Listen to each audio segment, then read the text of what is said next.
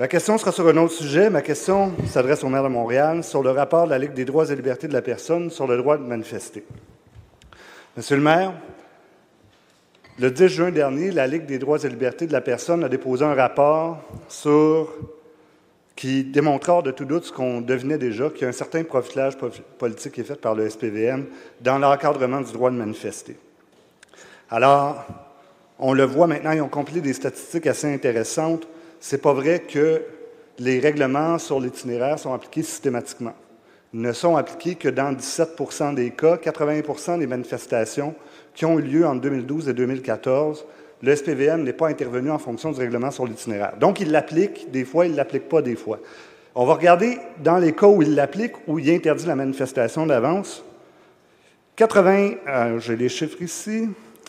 Dans les manifestations interrompues, 76 % étaient liés à des causes étudiantes, 11 % des luttes anticapitalistes, 9 % à la brutalité policière. Autrement dit, toutes les causes qui dérangent, mais que celles-là. Autrement dit, le SPVM n'intervient pas sur le règlement sur l'itinéraire quand il y a d'autres causes que celles-là et intervient systématiquement quand c'est ces causes-là. La question, M. Limoges. La question, c'est, Monsieur le Président, c'est la définition même du profilage. Quand on arrête 100 % des membres d'une communauté et 0 % des membres d'une autre communauté, c'est parce qu'il y a un problème de perception. Alors, ma question est en 3 volets pour le maire. Monsieur le maire, est-ce que vous avez lu le rapport? Est-ce que vous partagez la conclusion qui est quand même assez importante? Et troisièmement, quelles sont les solutions que vous êtes prêtes à apporter pour que le problème se corrige? Question. Madame Sanson. Merci, Monsieur le Président. Évidemment, vous avez fait un bon rapport, un bon résumé du rapport. Ce que je tiens à vous dire, ce que le service de police fait habituellement, c'est pas du profilage sur le type de gens qui font les manifestations. Au contraire, c'est plutôt en regardant le profil de l'historique de ces groupes qui ont fait des manifestations.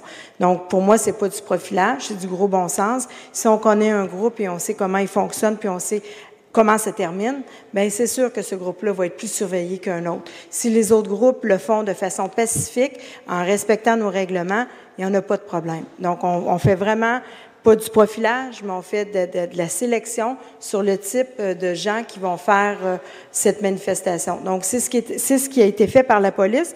Et je trouve ça intéressant, votre question. À titre de vice-président de la commission, on pourrait peut-être mettre un sujet comme ça à l'ordre du jour pour pouvoir en discuter. On a la chance de pouvoir avoir les hauts dirigeants du SPVM qui pourront nous expliquer aussi leurs commentaires face au rapport qui a été déposé.